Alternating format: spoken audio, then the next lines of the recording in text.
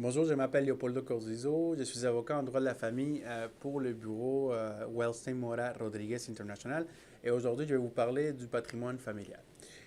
Comme d'habitude, on va prendre un cas factuel. On va prendre les cas de Maxime et Sarah, dont leur mariage a eu lieu en 2009. Maxime, avant de se marier, a convaincu Sarah de signer un contrat de mariage parce qu'il ne voulait pas partager les biens en cas de séparation. Sarah était tellement en amour qu'elle a accepté sans problème, sans consulter un avocat au préalable. Sarah est professeure d'anglais. Elle travaille pour la commission scolaire, une commission scolaire anglophone, alors que Maxime, il a étudié en génie mécanique, il est ingénieur. 2 ans plus tard, après le mariage, il va créer sa propre compagnie. En 2012, il s'est marié en 2009, comme on a dit. En 2012, ça va super bien pour les deux. Ils s'achètent leur première maison. L'année suivante, ils achètent un chalet, chacun a sa voiture. Derrière, Sarah a son fonds de pension. Déplacement à la bourse, ça va super bien pour les deux. 2015, leur premier enfant arrive, les choses commencent à changer un petit peu. Sarah demande à Maxime de s'impliquer plus dans la vie du couple. Elle a besoin d'aide, elle a son travail, mais aussi de l'enfant. Maxime, il est consacré à son entreprise. Euh, la vie continue, les choses se replacent un peu. En 2019, alors qu'ils ne cherchaient pas un deuxième enfant, leur deuxième enfant arrive et là, ça se complique davantage. Sarah n'est plus capable. Elle essaye de faire face à toutes ces responsabilités-là, la maison, les enfants et son travail. Et Maxime, il dit à Sarah qu'il faut qu'il travaille, qu'il fasse le plus qu'il peut parce qu'il faut payer les comptes. En 2021, les parties décident de mettre un terme à leur relation. Ça ne fonctionne plus du tout. Le confinement a eu son effet sur Sarah et Maxime et ils décident de se séparer. Aujourd'hui, ils se demandent comment la loi est appliquée en cas de séparation vis-à-vis les biens qui ont été accumulés pendant le mariage. Alors, qu'est-ce que la loi nous dit?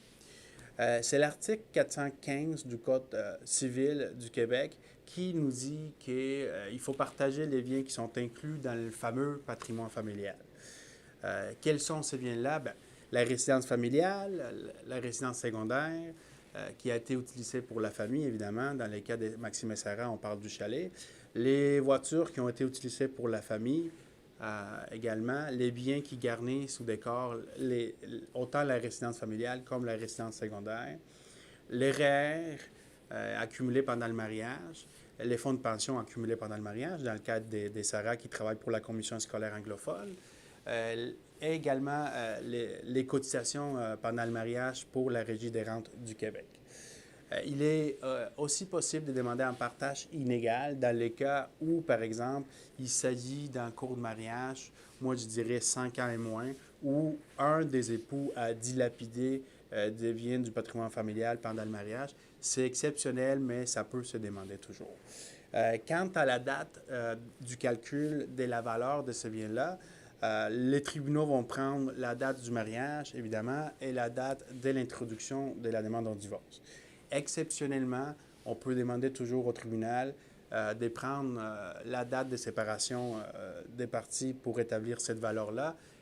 Il reste l'exception, mais on les voit souvent dans un cas comme où, par exemple, les parties se sont séparées il y a 4 ans et ils déposent la demande en divorce aujourd'hui. Bien là, les tribunaux ou les tribunaux vont avoir une tendance à prendre la date de séparation pour établir la valeur des biens.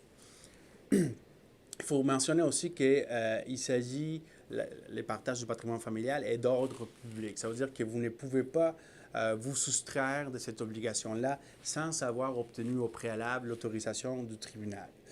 Euh, Également, dans ces cas-là, dans les cas de Maxime et Sarah, Sarah, comme elle a signé un contrat de séparation des biens, elle ne pourra pas aller chercher la moitié de la valeur de la compagnie de Maxime. Ça va être exclu du partage du patrimoine familial, puisqu'on n'ira pas au deuxième niveau du partage, qui est la société d'acquis, et pour laquelle on en parlera dans une autre vidéo. quelques conseils pratiques que je peux vous donner aujourd'hui. D'abord et avant tout, c'est de consulter une médiatrice ou un médiateur. Vous avez, si vous avez des enfants mineurs, 5 heures gratuites de médiation. Alors, il faut profiter de cette occasion-là pour essayer de trouver des terrains d'entente et finir ça en douceur, à l'amiable, si c'est possible. Également, vérifier si vous qualifiez pour l'aide juridique. C'est une possibilité. Il y a des barèmes qui sont disponibles sur Internet, sur le site de l'aide juridique. Ça se peut que vous ayez à payer un montant quelconque au volet contributif, mais c'est une possibilité qui est toujours nécessaire de regarder avant d'entamer un processus judiciaire qui peut devenir très coûteux pour les parties.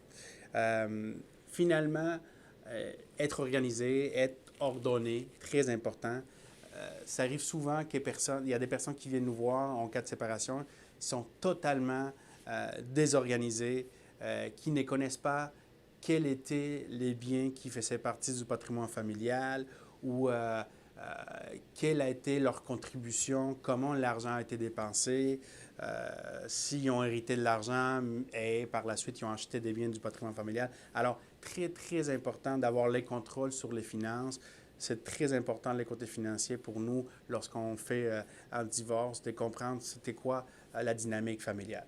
Finalement, consulter un avocat, que ce soit 30 minutes, 1 heure. C'est important de ne pas prendre des décisions à la légère qui pourraient porter préjudice pour vous lorsque vous allez être devant un juge, devant le tribunal. Suivez-nous sur les réseaux sociaux, Instagram, Facebook, notre chaîne YouTube.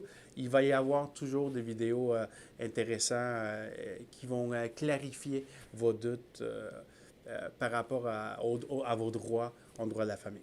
Merci beaucoup.